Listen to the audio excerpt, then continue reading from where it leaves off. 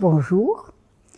Et donc, dans ce cadre du printemps des poètes, et dans des conditions, vous le voyez tous, un peu particulières, je me réjouis quand même beaucoup de pouvoir vous présenter, peut-être vous faire connaître un peu une grande voix poétique allemande qui est celle de Sarah Kirsch.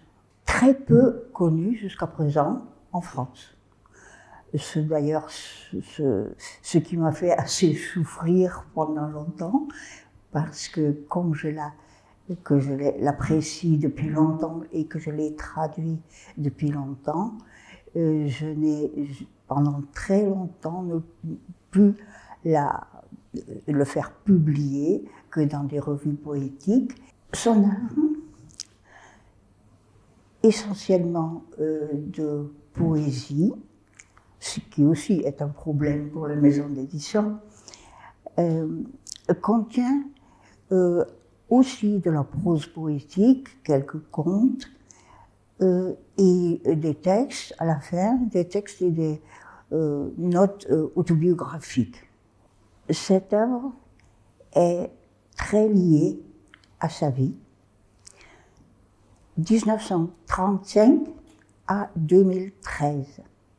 C'est-à-dire, elle a couvert des périodes quand même très marquantes dans l'histoire de son pays. Enfance de guerre, avec le bombardement de sa ville, ce qui lui a aussi légué le poids du passé allemand, ce qui lui a fait, quand elle commençait à publier, adopter le prénom de Sarah. Expérience successive de 2 États allemands. Elle était en Allemagne de l'Est et passée après en Allemagne de l'Ouest. Et la retrouvaille de ces 2 parties, joie, mais sans douleur, pas sans douleur non plus. Et enfin, depuis longtemps, l'aggravation continue des menaces qu'un monde en dérive fait passer sur notre terre, sur l'humain et sur le vivant. C'est donc une œuvre contemporaine, pour moi surtout, qui suis de la même année de naissance qu'elle. Mais je pense que justement cette attention profonde, cet amour qu'elle a toujours eu et vécu pour la terre et pour tout ce que nous avons en réalité en vivant et ce que nous avons aussi en nous, en souvenir, cet amour nous la rend très proche parce que tout ça maintenant est en danger. Alors je voudrais commencer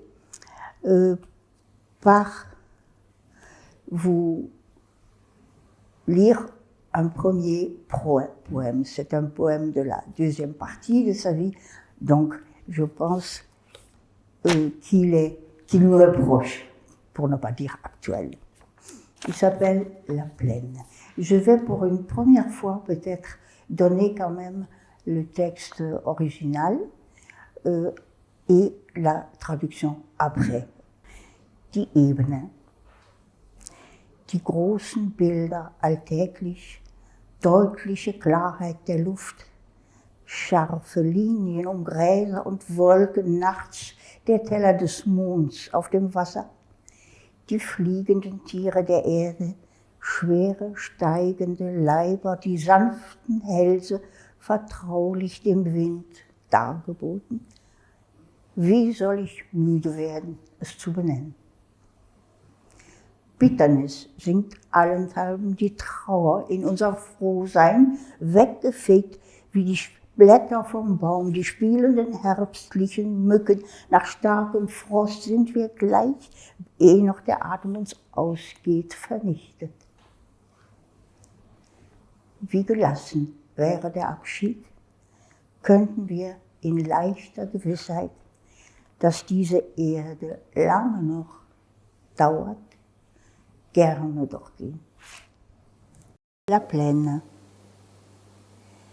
Les grandes images tous les jours, la clarté distincte de l'air, les contours nets des herbes et des nuages, la nuit, l'assiette de la lune sur l'eau, les animaux ailés de la terre, des corps lourds s'élevant, leurs tendres cols adonnés au vent, en confiance.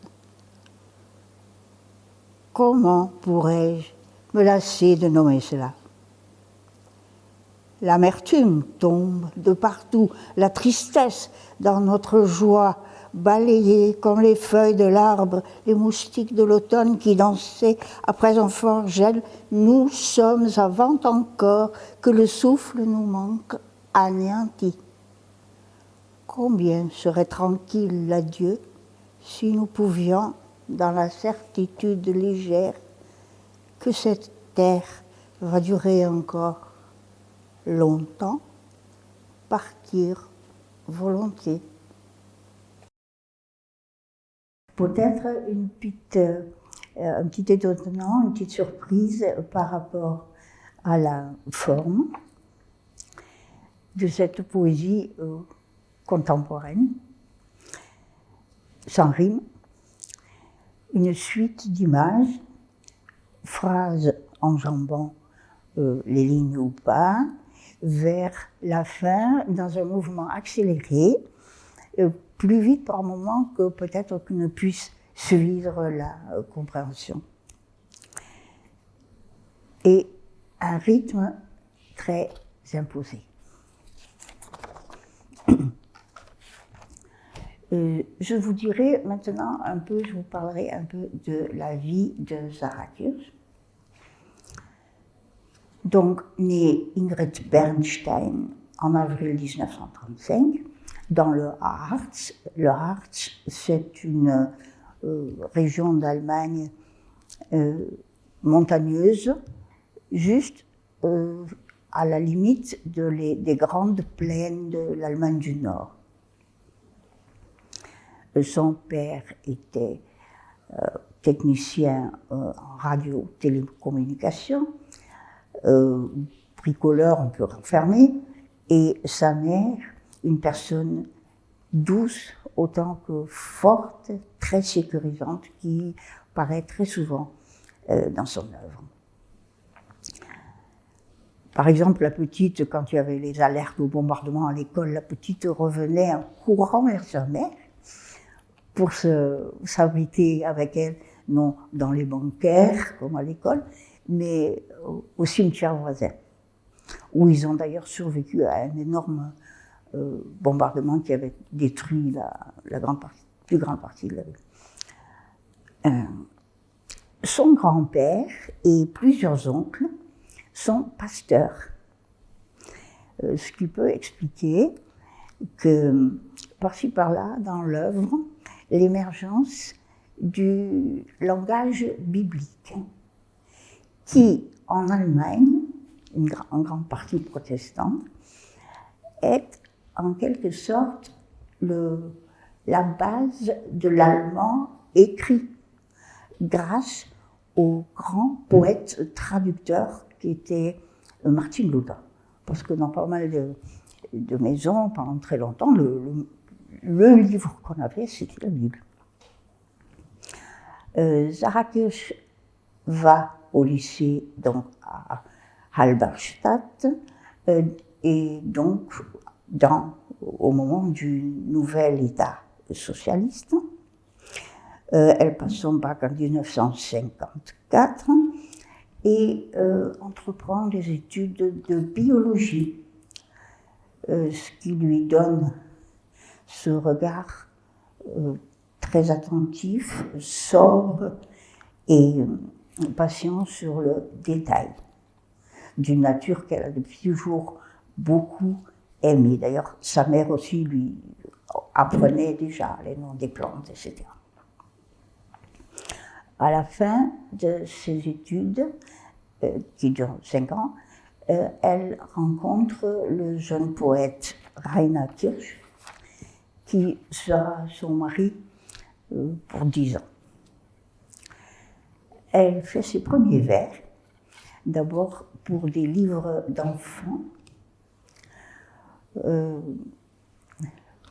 C'est pas sans importance non plus. Après, elle écrit aussi des livres d'enfants, parce que Zahra Kirsch, je ne sais pas si je me fais comprendre, mais ces mots tout neufs des enfants, qui sonnent, qui ont un rythme, qu'on répète, ces mots tout pleins, elle les a gardés un peu toute sa vie dans sa poésie. Avec son mari, toujours, il fréquente un cercle littéraire de Gerhard Wolf. Gerhard Wolf, mari de la romancière Christa Wolf, et qui, pendant très longtemps, a été un peu son menteur en poésie. C'est à lui qu'elle montrait ses poèmes, et je l'ai entendu parler d'elle, 92 ans, à Berlin, lors de la publication de la correspondance Zahra Kirsch-Christa Wolf. Alors, en 1963, Rainer et Zahra Kirsch accèdent au Literaturinstitut Johannes Arbecher à Leipzig pour une formation littéraire qui, en RDA, comporte aussi des stages en usine et dans une coopérative agricole.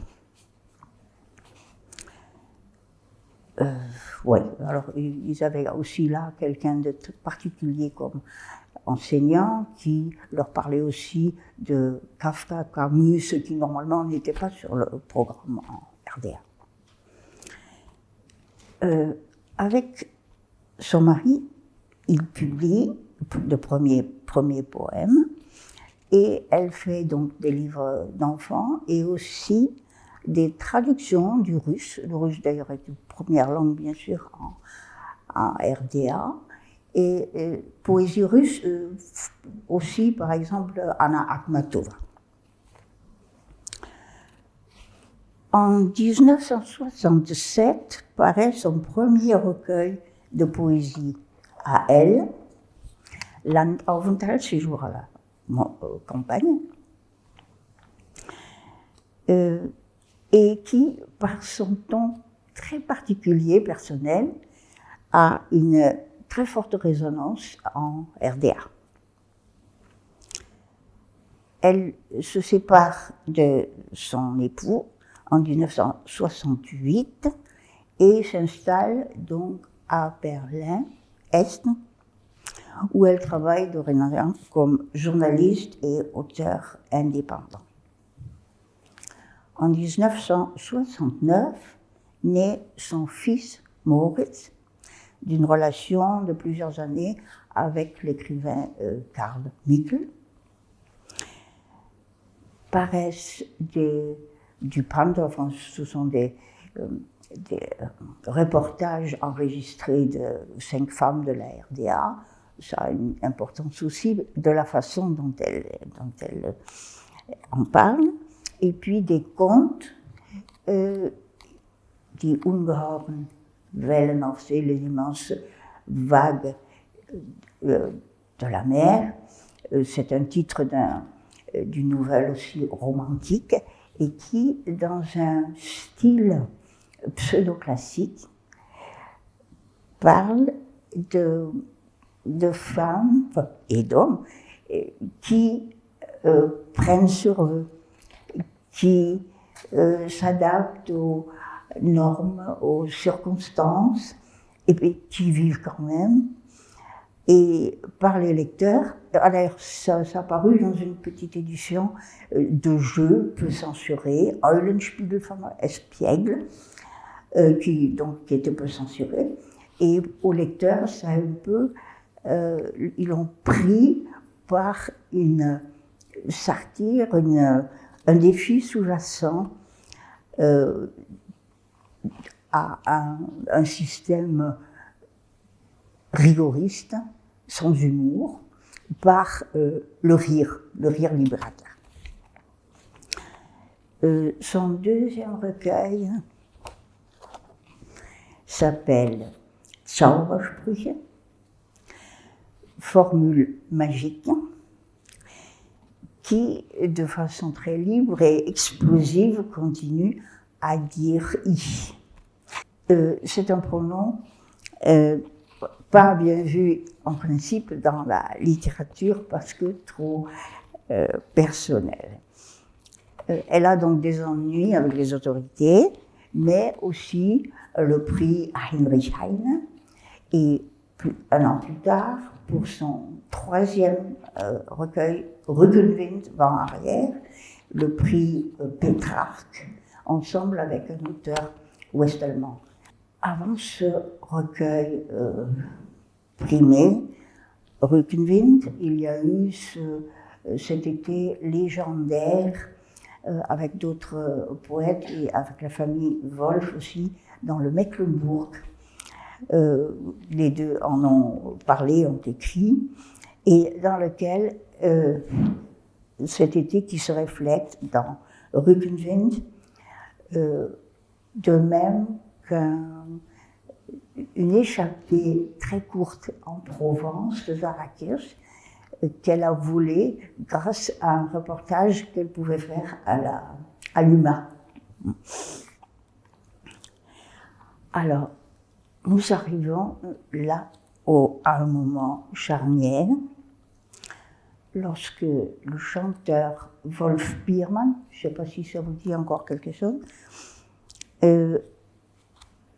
venu en RDA, c'est d'ailleurs un destin très allemand, venu en RDA, justement, il était de Hambourg, parce que pour lui, c'était l'État où son père aurait voulu vivre, qui a été tué dans les camps d'Auschwitz en tant que communiste. Et Biermann qui a des gros problèmes, parce qu'il se moque d'un autre côté de tout ce qui est absurde, de tout ce qui est paradoxe. Et il chante, il accepte une invitation pour un concert quand lui a déjà n'est plus admis de publier, qu'il chante devant les syndicats ouest-allemands qui ont un jubilé. Il est déchu de sa nationalité de RDA. Et là, Zara Kirsch, bien sûr, est parmi les premiers à signer la protestation des intellectuels, de beaucoup d'artistes en RDA, ce qui lui vaut sa place dans le cercle des écrivains et dans le parti SPD. Et donc, persona non grata, mal vue de toute façon, et plus de papier, tout ça. Elle part donc en 1977 avec son fils Moritz à Berlin-Ouest.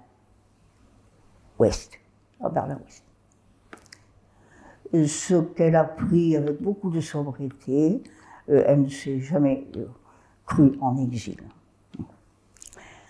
Je crois, je vais ici passer au poème. Je suis très douce, appelle-moi camomille. Mes doigts sont tendres et élèvent des églises dans tes mains mes ongles, écailles d'ailes d'un ange caresse.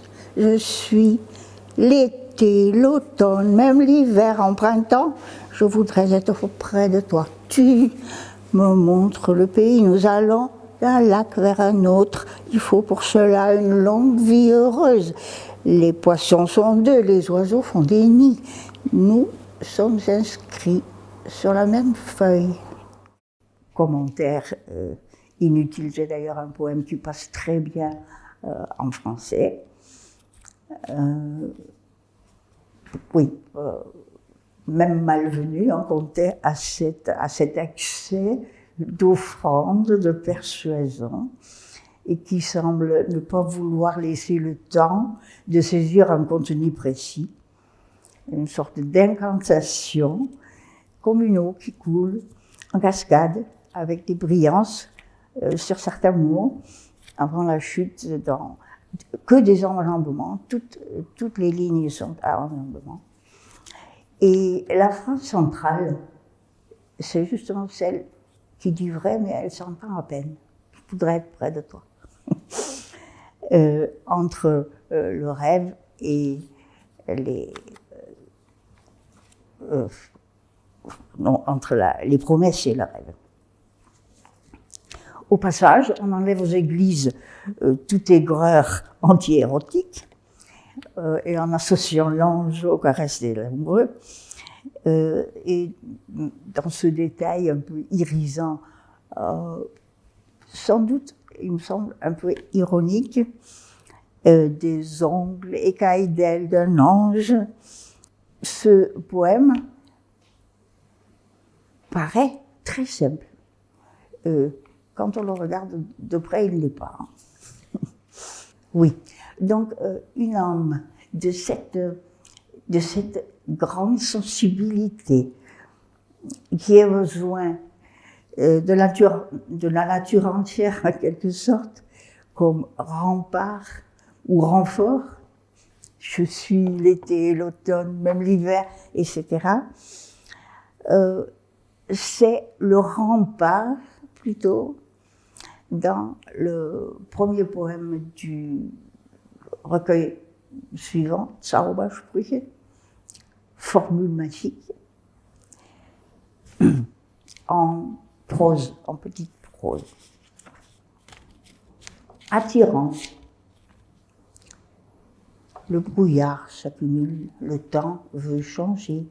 La lune s'entoure d'un cercle de nuages. La glace sur le lac se fissure et elle glisse. Par-dessus, le lac vient.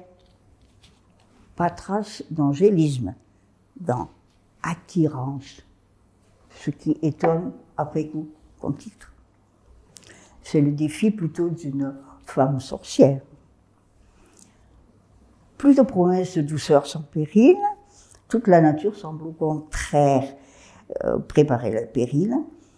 Donc l'attirance procédant plutôt par élimination, supposant pour suivre l'appel de venir un être sans raison ou sans peur des profondeurs sous le lac gelé, c'est-à-dire des profondeurs dans l'inconscient.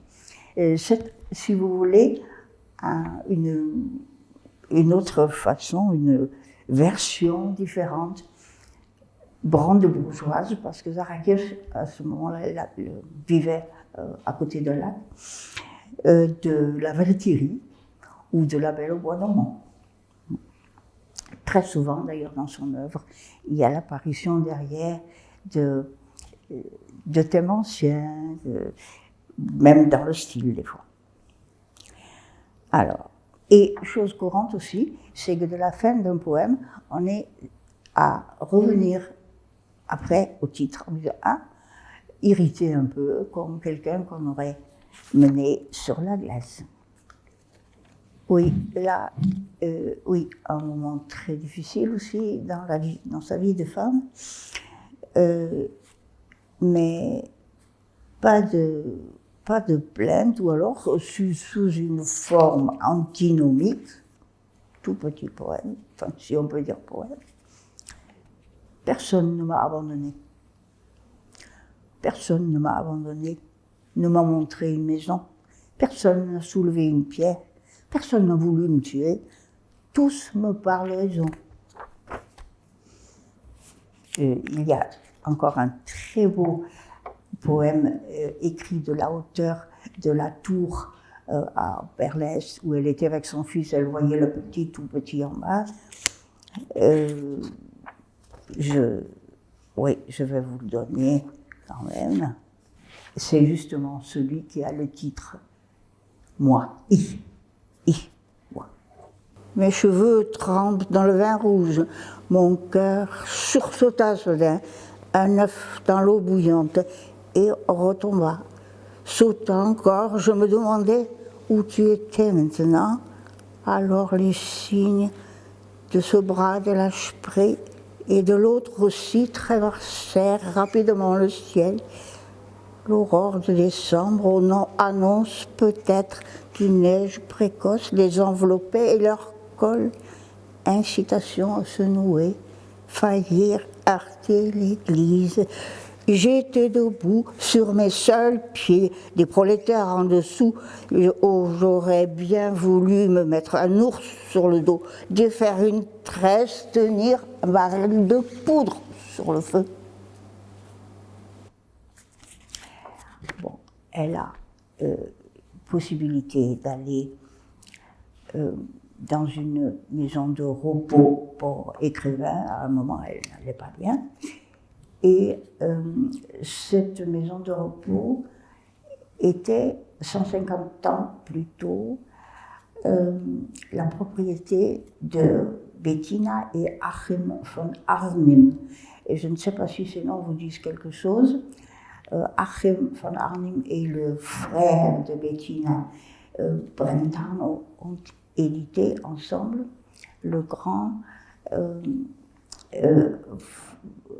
recueil de poésie populaire de Knabenwunderung. Donc c'était des romantiques et ils ont écrit tous. Bettina était, en tant qu'enfant, elle était sur le genou de Goethe et après elle correspondait avec lui et elle a sorti un livre, Correspondance de Goethe avec un enfant. Et puis donc elle a vécu dans cette maison avec cet enfant. Elle écrivait, son mari étant des fois à Berlin et inversement. Voilà.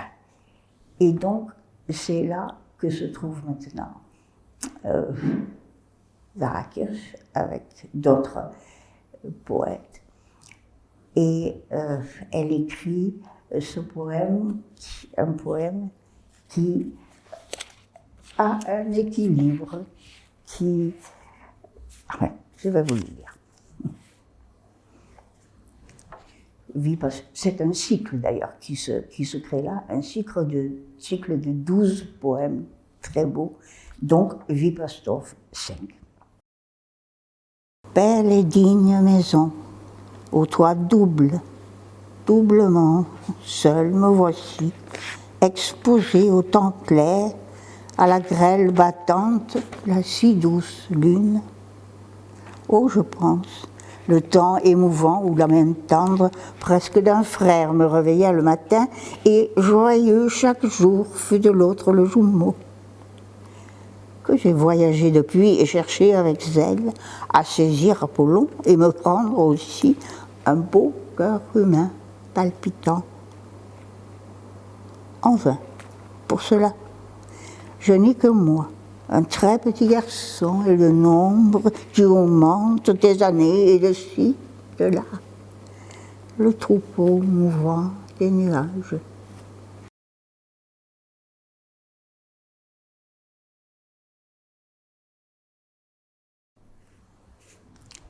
Pendant très très longtemps, elle va d'un endroit à l'autre, elle le dit une fois, après même en Italie, bon, ça sera toujours comme ça, jusqu'à ce que, à la deuxième partie de sa vie, elle trouve ça, elle s'ancre dans la terre et trouve sa maison en Allemagne du Nord. Un autre, très court, mais très spacieux intérieurement, Wippersdorf 9. Ce soir, Bettina, c'est comme tout le temps, toujours.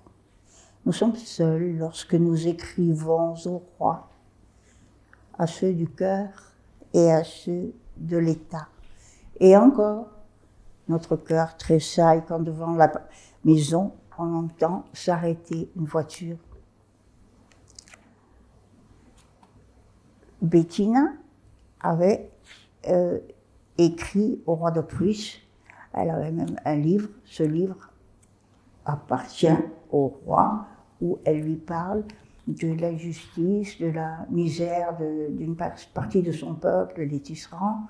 Donc, et Zarakis, après cette histoire birmane, donc aussi écrit et a des problèmes comme Bettina avait des problèmes avec l'État prussien. Ce qui fait qu'une fois que Zarakis était après à l'ouest de ce poème, ça a été un des plus connus, parce qu'on avait après coup pensé que cette voiture, ce bruit de voiture qu'on entend, qu'en principe au départ ça serait plutôt un roi du cœur qui arrive ou qui n'arrive pas. Et on pensait que ça aurait pu être aussi une voiture de la Stasi. Bon, les poèmes changent avec le temps, disait Zarakis. Quant au terme les rois qu'elle emploie assez souvent pour les partenaires, guerre féministe, mais pas non plus à prendre au premier degré, bien sûr. C'est dans les nouvelles, il a d'abord une résonance. Il y a quelque chose de vrai parce qu'elle a toujours beaucoup et mis beaucoup en haut ce qu'elle aimait. D'un autre côté, bien sûr, elle a compris cette faiblesse qu'elle avait. Et donc, dans ses nouvelles, à un moment, bon, la fille qui est dans cette nouvelle, elle grimpe sous la chaise longue pour mettre encore la prise. Il n'a toujours pas remis dans la prise le truc de son rasoir. Il y a ses pantoufles. Bon, elle accepte tout parce que bon, elle aime. Et puis à la fin, elle nettoie son image. Et puis enfin, l'image, c'est pas une photo, c'est la carte de jeu de roi. Donc bon, comme ça, on n'a pas tellement à changer. C'est un humour, mais au fond, c'est un humour, bien sûr, noir. Parce que, voilà. Ce recueil, Rückenwind, il est très lumineux et il donne le reflet d'un été donc, que des écrivains ont passé là et de ce moment en Provence. Il y a toujours, même quand elle parle très beaucoup d'une nature très belle, il y a toujours à un endroit qu'émerge ce qui va mal dans le monde, où il y a douleur, où il y a souffrance. Et il y a celui qui est très très beau, qui s'appelle En été, mais qui est au fond, c'est comme un calendrier une fausse idylle, parce que ça se termine par un rappel de ce qui se passe ailleurs. Je vous lis juste la dernière strophe. Quand on n'a pas de journal ici, tout va au mieux dans le monde. Que le reflet est beau de notre visage dans les chaudrons de mûres marmelades de prunes et comme les champs sont couleur de feu.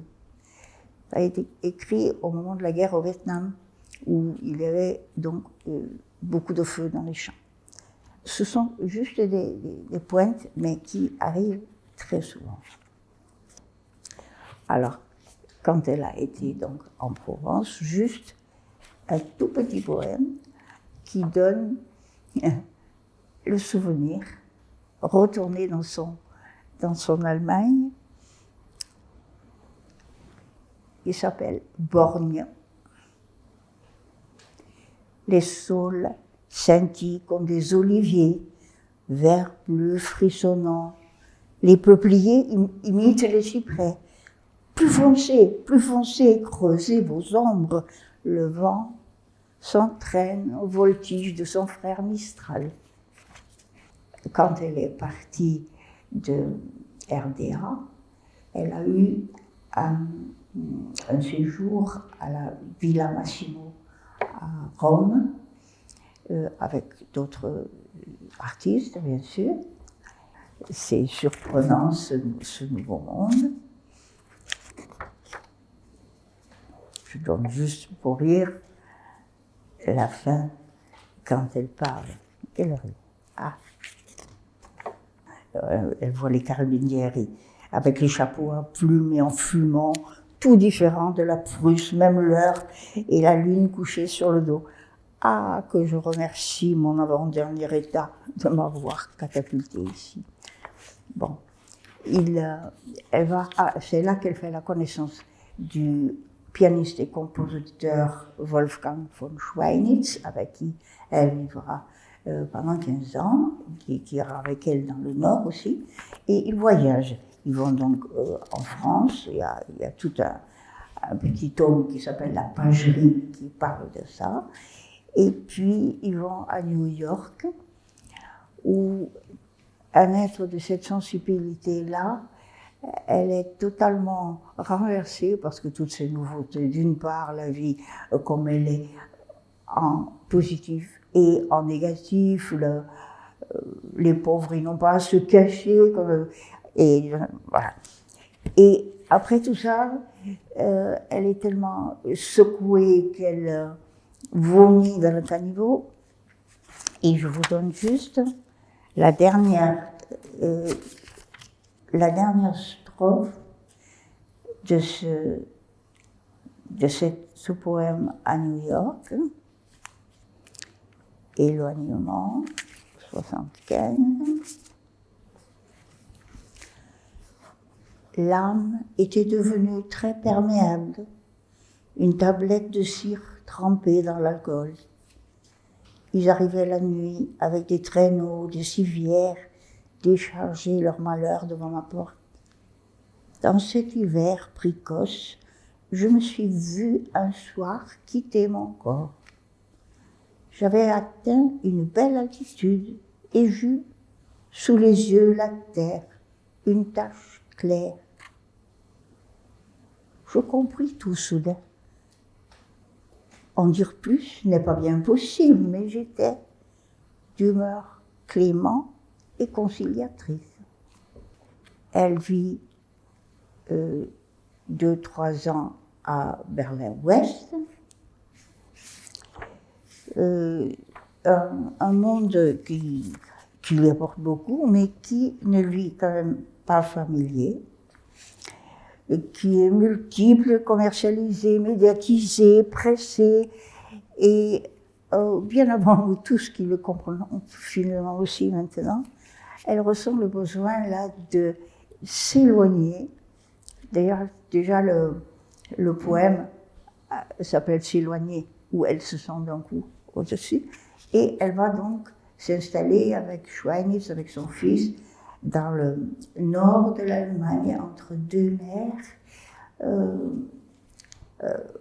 dans les marais qui se trouvent là-haut.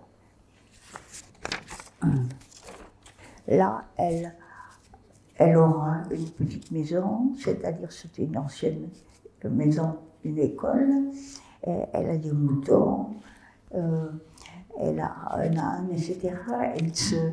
Ah oui, avec maison crojetée, enfants, chats, amants, sans bulles de tulipes dans la terre, petites renoncules, que je ne puisse m'arracher et que la folie ne m'attaque. Et donc, elle vit et elle écrit. Et elle écrit d'une part, et de plus en plus, elle a le regard sur la réalité douce, la réalité dure,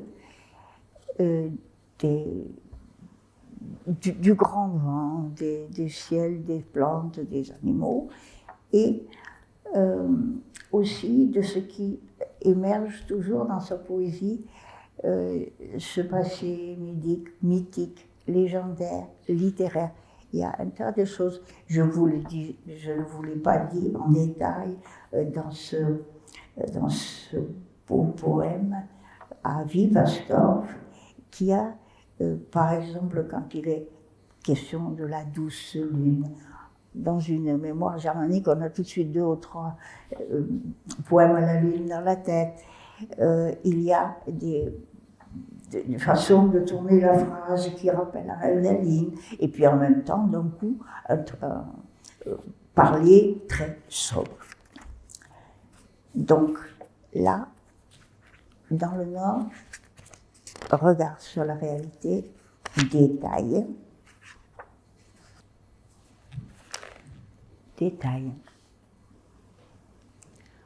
Voici que crépite la pluie. Voici qu'elle fait des trous dans le sable. Voici qu'elle mouchette le chemin. Voici que le chemin devient gris. Voici que le gris devient noir. Voici que la pluie ramollit le sable. Voici que les ruisseaux parcourent la boue. Voici que les ruisseaux deviennent rivières. Voici que les rivières encerclent la fourmi. Voici que la fourmi se réfugie sur une presqu'île. Voici que la liaison est coupée. Voici que la presqu'île devient une île. Voici que l'île est inondée. Voici que la fourmi dérive dans le tourbillon. Voici qu'elle se bat pour sa vie. Voici que les forces de la fourmi faiblissent. Voici qu'elle est à bout. Voici qu'elle ne bouge plus. Voici qu'elle coule. Voici que la pluie s'arrête. Rien. Hein? On pourrait passer à autre chose. Et pourtant, avoir comme ça dans le détail ce qui se passe. D'ailleurs là, nous avons pour une fois une ligne, une phrase, une ligne, une phrase, avec toujours le même début, déclic, comme par la prise d'une caméra.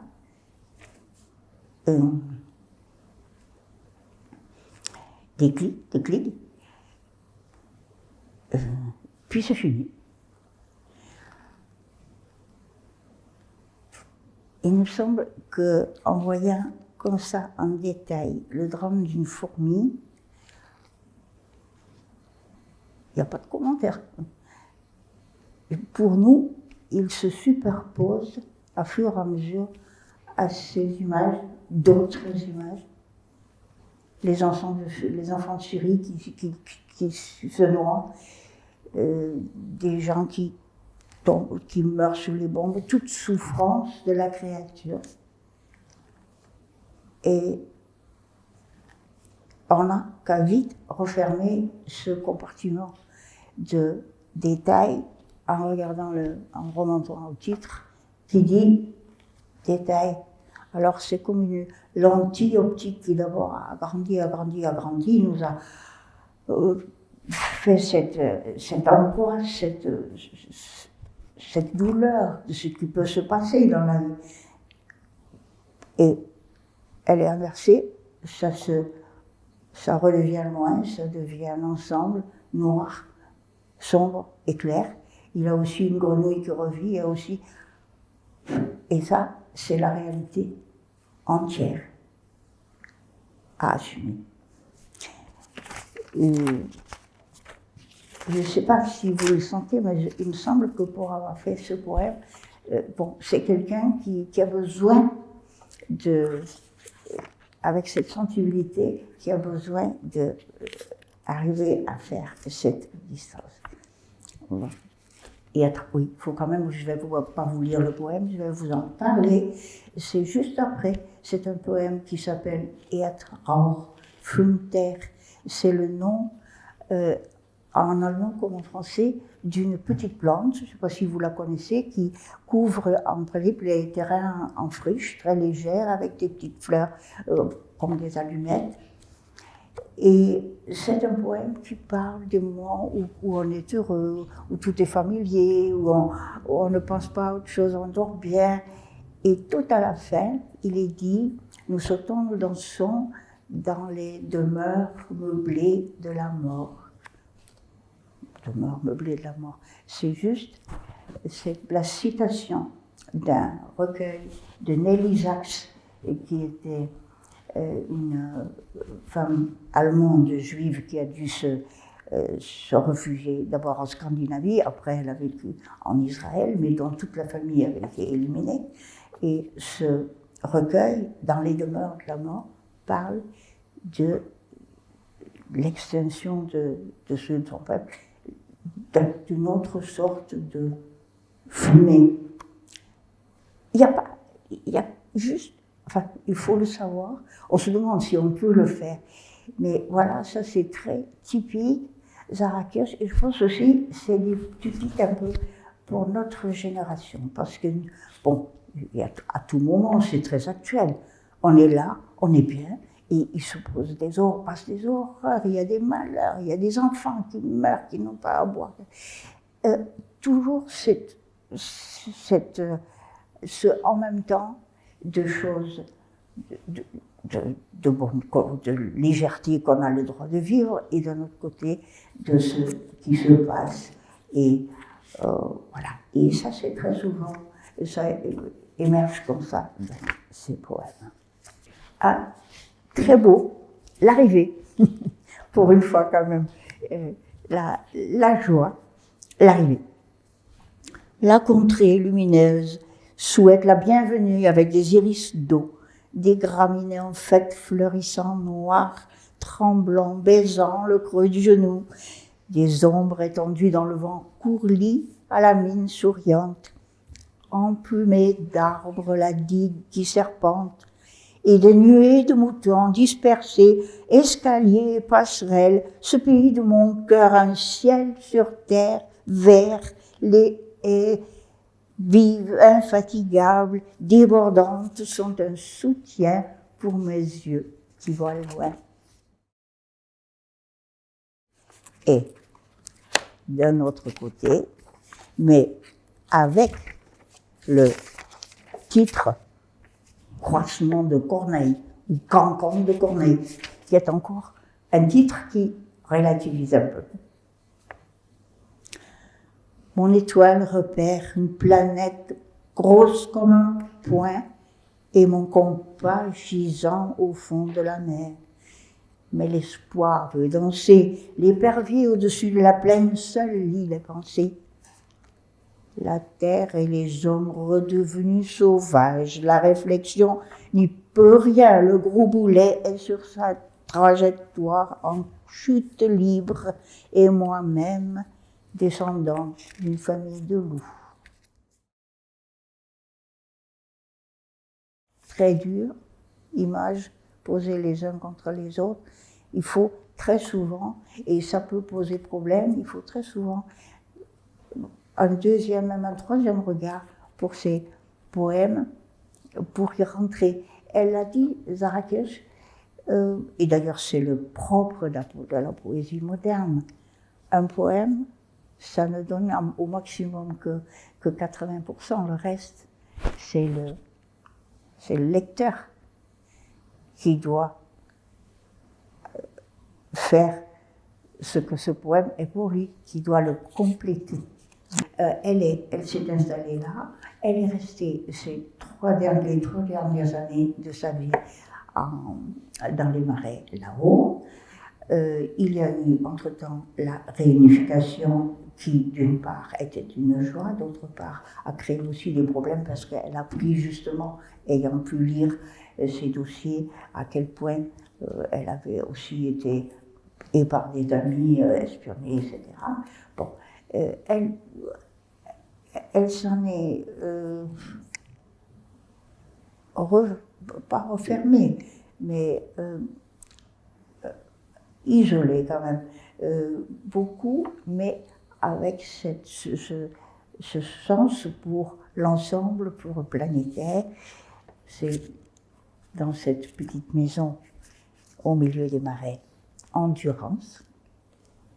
J'habite dans cette maison merveilleuse, aux fenêtres bien démembrées par lesquelles j'écarquille les yeux quand maintenant les nuits raccourcissent le cerfeuil, prend le relais des étoiles par sa lumière terrestre sur la rive du Lété. Vous savez que le Lété, c'est le fleuve de l'oubli qu'on passe quand on meurt, mais en vérité, c'est l'Eider qui coule devant la maison de Zarathustre. Il y a Crusoe, mais je vais quand même pas vous priver.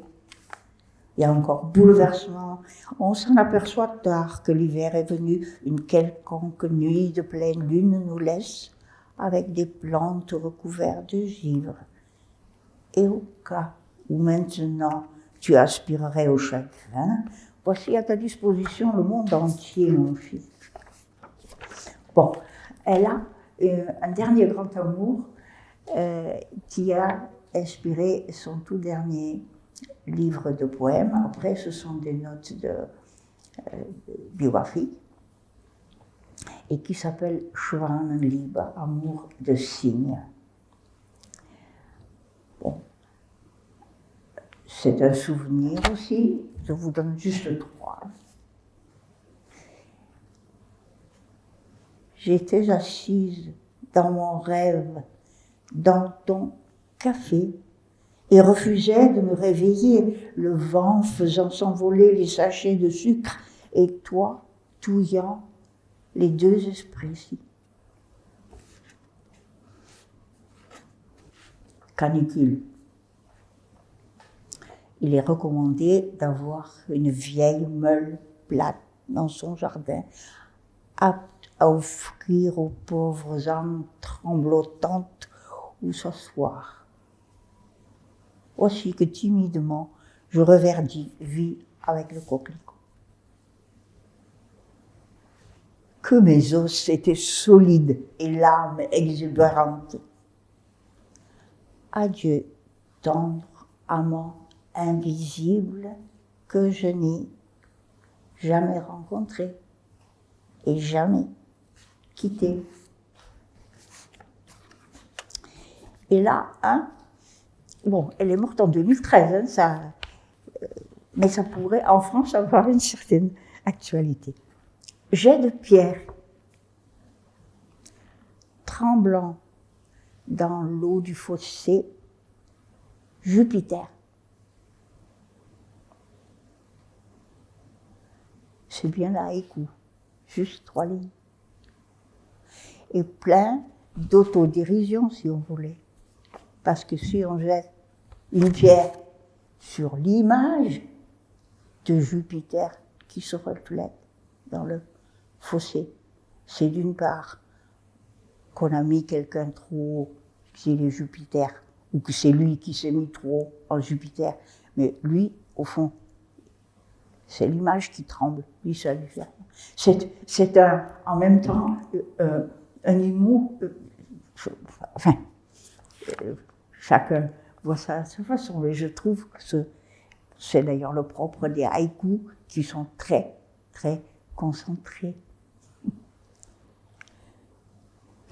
Voilà. D'ailleurs, il y a même en allemand, c'est Herzzittert. Herzzittern, c'est un petit moment, juste frémir. Herzzittert im Wassergrab, Jupiter. Stein. Enfin, parce que bon, ça, elle l'a fait toute sa vie, elle a posé très haut ceux qu'elle aimait. Et bon, d'un autre côté, elle a toujours pris avec humanité. Et le tout dernier, je ne vous ai pas lu un poème à Berlin où quand elle se décide d'aller dans le nord, de quitter Berlin-Ouest, qui en principe est une brave ville qui se bat tout le temps, mais elle dit « je ne veux pas encore, avec de l'eau chlorée, nourrir ma seule rose, je veux aller là où il y a plus de verdure, où il y a les arbres, les plantes, etc. » Elle avait après, près de sa maison, une immense roseraie à laquelle elle a travaillé avec toutes ces roses. Donc, Zara Kirsch avait beaucoup aimé les roses, elle avait beaucoup aimé faire éclore. D'un autre côté, avec la façon d'être qu'elle avait, à tout point de vue, même aussi après la réunification, où elle a eu assez d'intransigeance par rapport à ceux qui avant avaient été ceux qui trahissaient, etc. Et donc là, enfin, elle a eu aussi bien à l'Est, où elle était celle qui restait debout et qui n'acceptait pas, qu'après, d'une autre façon, elle a eu souvent des problèmes. Bon, et quelqu'un avec ces sentiments très forts, bon, et par exemple, Vipastorf, et il est question le temps clair, la grêle frappante et la douce lune. Bon, elle a assez souvent essuyé la grêle. Alors ça, c'est un poème, enfin, j'ai d'ailleurs, quand je suis allée la voir dans le Grand Nord, dans sa maison, elle a dans son jardin une meule à plate qui apparaît assez souvent dans les poèmes. Cette meule, puis il y avait des fleurs autour. Et cette meule, elle a dû être prévue pour sa pierre de tombe. Alors, quand elle dit enfant, elle parle de son fils, qui n'est plus un enfant, mais voilà. Regarde, enfant, la grêle sautille sur ma pierre tombale. Les branches sèches des rosiers me retiennent ici.